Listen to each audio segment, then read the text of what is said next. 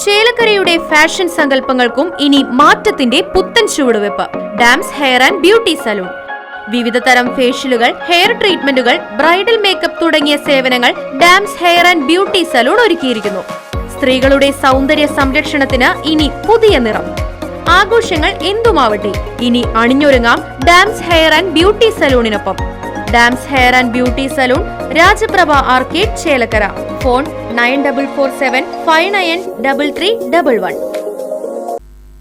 കാട്ടാനപ്പേടിയിൽ നാട് നിൽക്കുമ്പോൾ അന്തിയുറങ്ങുന്ന കൂരയിലെത്താൻ കാട് കയറിയിറങ്ങേണ്ട ഗതികേടിലാണ് മുള്ളൂർക്കര ഗ്രാമപഞ്ചായത്തിലെ മണലാടി പാറപ്പുറം പ്രദേശത്തെ കുളത്തുപടി രാജിയും കുടുംബവും. 75ഉം 68ഉം വയസ്സുള്ള വൃദ്ധരടങ്ങുന്ന ഈ കുടുംബം ഏത് നിമിഷവും മരണം മുന്നിൽ കണ്ടാണ് ജീവിക്കുന്നത്.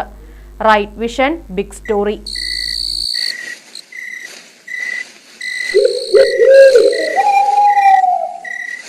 കാട്ടാനയുടെ വിളയാട്ട കേന്ദ്രമായ മണലാടി പാറപ്പുറം പ്രദേശമാണിത്. കാട് കയറി 7 ജീവനുകളാണ് ഇവിടെ അന്തിയുറങ്ങുന്നത്, ഒരു കൂരയ്ക്കുള്ളിൽ.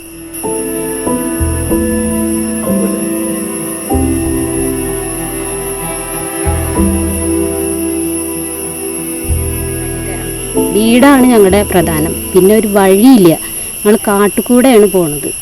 ഞങ്ങളിവിടെ ഒറ്റപ്പെട്ട പോലെയാണ്, ഒരു നടുക്കിൽ.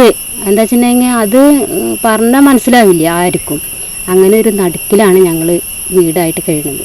അപ്പം ഞങ്ങൾക്ക് അതിന് ഒരിത് എങ്ങനെയെങ്കിലും ആക്കി തരണം. ഇപ്പോൾ റോട്ടിൽ ആന കണ്ടാലും ആന കയറ്റിയാക്കണത് കാട്ടിലേക്കല്ലേ, അപ്പോൾ ഏത് വരുമെന്ന് ഞങ്ങൾക്ക് അറിയില്ലല്ലോ ആന വരുമ്പോൾ. അപ്പോൾ അത് കാരണം ഞങ്ങൾ ആന വരുന്നുണ്ടെങ്കിൽ ഞങ്ങളൊരാൾ ഇന്നലത്തെ ദിവസം ഉറങ്ങിയിട്ടില്ല. കാരണം വെളിച്ചാവണ വരെ എവിടെ നിന്ന് സൗണ്ട് കേട്ടാലും ഞങ്ങൾക്ക് അപ്പടെ നീറ്റിയിരിക്കും പിള്ളേരൊക്കെ. അപ്പോൾ അതുകൊണ്ട് ഞങ്ങൾക്ക് അതിനൊരു ഇത് കാണാം. കാട് വഴി വരുമ്പോൾ കണ്ടതല്ലേ, ആ വഴി കൂടെ ഇവിടുന്ന് അങ്ങോട്ട് നോക്കിയിട്ടുണ്ടെങ്കിൽ ഒരാൾ അവിടെ നിൽക്കുന്നുണ്ടെങ്കിൽ കാണില്ല. അങ്ങനെയാണ്.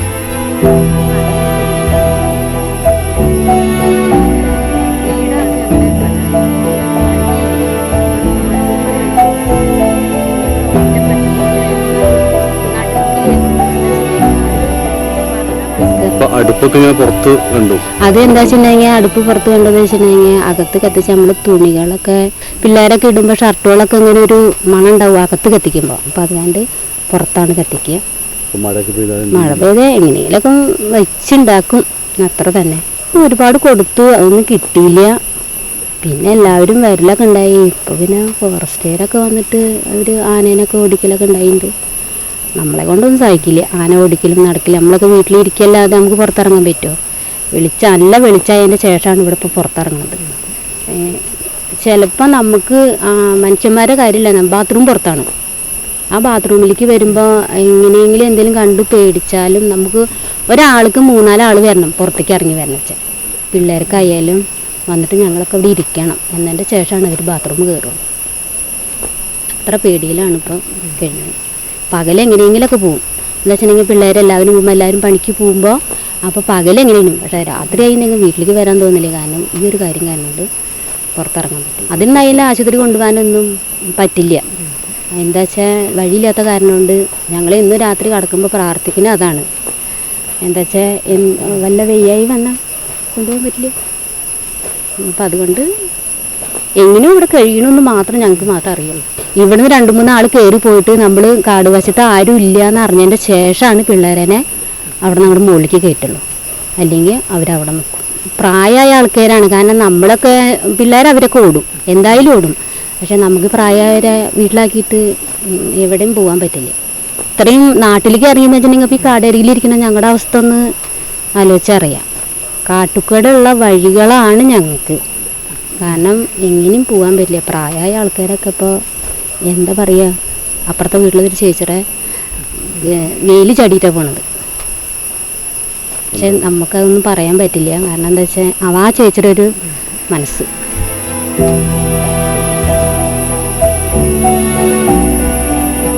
വരപ്പോൾ ഞങ്ങൾക്ക് ഇതിന് വഴിയില്ല. ഞങ്ങൾക്ക് ഈ കാട്ടുകൂടി കയറിയിട്ട് വേണം ഞങ്ങൾക്ക് പോവാൻ. അപ്പോൾ അത് കാരണം ഇപ്പം ഞങ്ങളുടെ വീട്ടിലേക്ക് ഇപ്പം ഇന്നലെ ഞങ്ങളുടെ ആ അരൂടിയാണ് ആന പോയത്. ചെക്കന്മാരൊക്കെ നോക്കി ഏരി നോക്കും. ഈ ഇവിടുന്ന് കൊമ്പിള ഓടിച്ചിട്ടായിരുന്നു അവിടെ കൊമ്പിൾ ഓടിച്ചിട്ടുണ്ട്. ഞങ്ങളുടെ അവിടെ ഈ അരുവിൽ വന്നിട്ട് കൊമ്പിൾ ഓടിച്ചിട്ടിട്ടുണ്ട്. ഞങ്ങൾ എന്താ ചെയ്യുക? ഇക്കാണെന്ന് വെച്ചാൽ വയസ്സായില്ലേ, നടക്കാനോ ഒന്ന് ഓടാനോ ഒന്നിനോ എന്തിനും വയ്ക്കുമോ? ഒന്നിനും വയ്യ. അത് കാരണം ഞങ്ങൾക്ക് എന്തെങ്കിലും ചെയ്ത് തരണം.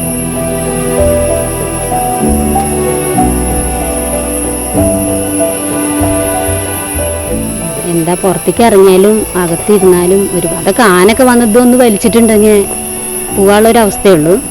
അപ്പം അത് കണ്ട് എനിക്ക് എന്താ പറയാന്നറിയില്ല. ആകെയുള്ളൊരു പേടി ഇപ്പം വന്ന ഈ ആനയാണ്.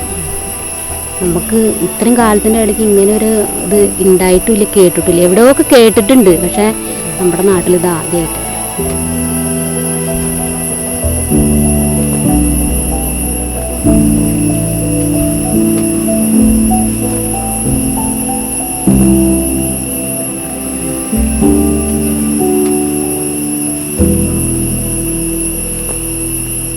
എന്തുകൊണ്ടാണ്, എന്ത് മാനദണ്ഡം വെച്ചിട്ടാണ് ഇവർക്ക് കിട്ടാണ്ടിരിക്കുന്നുള്ളത് ആദ്യം അന്വേഷിക്കണം.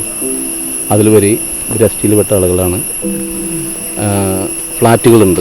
ആ ഫ്ലാറ്റിൽ ഒരു റൂം ഇതുണ്ടെങ്കിൽ അത് അവർക്ക് നിർബന്ധമായിട്ട് അത് കൊടുക്കാൻ സന്നദ്ധത കാണിക്കണം. അല്ലെങ്കിൽ ഇവരെ ഇവിടുന്ന് ആനയുടെ ശല്യം തീരുന്നവർക്ക് മാറ്റി പാർപ്പിച്ചിട്ട് അതിനുള്ള വാടക കൊടുക്കുന്ന സംവിധാനം പഞ്ചായത്തിൽ നിന്ന് കണ്ടെത്തണം.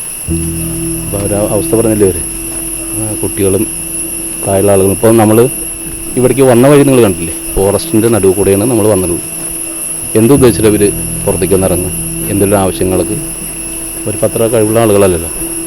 ഒരു മനുഷ്യൻ്റെ വീട്ടിലടഞ്ഞിരിക്കൽ എപ്പോഴും ശരിയല്ലല്ലോ. അപ്പോൾ അവർക്ക് സമൂഹത്തിൻ്റെ ഇടയിൽ ജനങ്ങൾക്ക് കിട്ടുന്ന ആവശ്യങ്ങൾ അത് അത്ര കിട്ടിയില്ലെങ്കിലും പകുതിയെങ്കിലും ഇവർക്ക് കിട്ടില്ല. അപ്പോൾ അതിന് വീട് കിട്ടാനുള്ള സംവിധാനം എന്താണെന്നുള്ളത് ആദ്യം അന്വേഷിക്കണം. അതിന് വേണ്ട എന്ത് തടസ്സങ്ങളുണ്ടെങ്കിലും അവർക്ക് വീട് കൊടുത്തേ പറ്റുള്ളൂ. വീട് കൊടുക്കാൻ വല്ല പ്രശ്നങ്ങളോ ബുദ്ധിമുട്ടുകളോ ഉണ്ടെങ്കിൽ ഇങ്ങനെയുള്ള എസ് ടിക്കാർക്ക് ഫ്ലാറ്റുകളുണ്ട്. ആ ഫ്ലാറ്റിൽ താമസിക്കുന്ന ആൾക്കാരുടെ കാര്യങ്ങൾ അന്വേഷിക്കുക. ഇവരെയുള്ള ഇവരിങ്ങാട്ടിലും താഴെ തട്ടിൽ കിടക്കുന്നവർക്കാണെങ്കിൽ കൊടുക്കുന്നത് കുഴപ്പമില്ല. അല്ല, വീടുകൾ ഉണ്ടായിട്ട് ഫ്ലാറ്റിൽ വന്നിരിക്കുന്ന ആൾക്കാരാണെങ്കിൽ അത് ഒഴിവാക്കിയിട്ടാണെങ്കിൽ ഇവർക്ക് വീട് കൊടുക്കണം. ഫ്ലാറ്റിൽ റൂമുണ്ടെങ്കിൽ എന്തായാലും ഇവർക്ക് വീട് കിട്ടണം. അതല്ലാന്നുണ്ടെങ്കിൽ ഏതെങ്കിലും ഒരു വാടക വീട് ഇവർക്ക് ആക്കി കൊടുത്തിട്ട് അതിൻ്റെ വാടക കൊടുക്കാനുള്ള സംവിധാനം അതിന് വേണ്ട അധികൃതർ, അതിന് ബ്ലോക്കിൽ നിന്നോ പഞ്ചായത്തിൽ നിന്നോ ജില്ലയിൽ നിന്നോ എവിടെ നിന്നാണെങ്കിലും കൊടുക്കാനുള്ള സംവിധാനം കണ്ടെത്തിയേ പറ്റുള്ളൂ. കാരണം ഇന്ന് കാലത്ത് ഇവർ ജോലിക്ക് പോണത് കാട് മാർഗം കയറിയിട്ടാണ്. പ്രായമുള്ള ആളുകൾ, വയസ്സുകൾ പറയാനായിട്ടില്ലേ 68, 75, അവരൊക്കെ എപ്പോഴും ജോലിക്ക് പോയിക്കൊണ്ടിരിക്കുക. ഇവിടെ ഒരു നിലനിൽപ്പോ കാര്യങ്ങളുണ്ടെങ്കിൽ അവർക്ക് ജോലിക്ക് പോകേണ്ട കാര്യമില്ല. പിന്നെ ഇവിടെ വന്നപ്പോൾ നിങ്ങൾ പെൺകുട്ടീനെ കണ്ടില്ലേ, അവരൊക്കെ ജീവിതങ്ങൾ മനുഷ്യരെ പോലെ ജീവിക്കേണ്ടവരും. ഇതിപ്പോൾ കാട്ടിലെ മൃഗങ്ങളും ഇവരൊരേ കണക്കല്ലേ, അവർക്കൊരു സഹായത്തിനുമില്ല. അപ്പോൾ അതൊക്കെ നമ്മൾ കണ്ടെത്തിയിട്ട് നമ്മൾ വേണ്ട സംവിധാനങ്ങളിലേക്ക് ഇവരെ കൈപ്പിടിച്ചുയർത്താൻ മാധ്യമങ്ങൾ എന്ന നിലയ്ക്ക് ഒരു സഹോദരൻ എന്ന നിലയ്ക്ക് നിങ്ങൾക്ക് ഉത്തരവാദിത്തമുണ്ട്. അത് നിറവേറ്റും.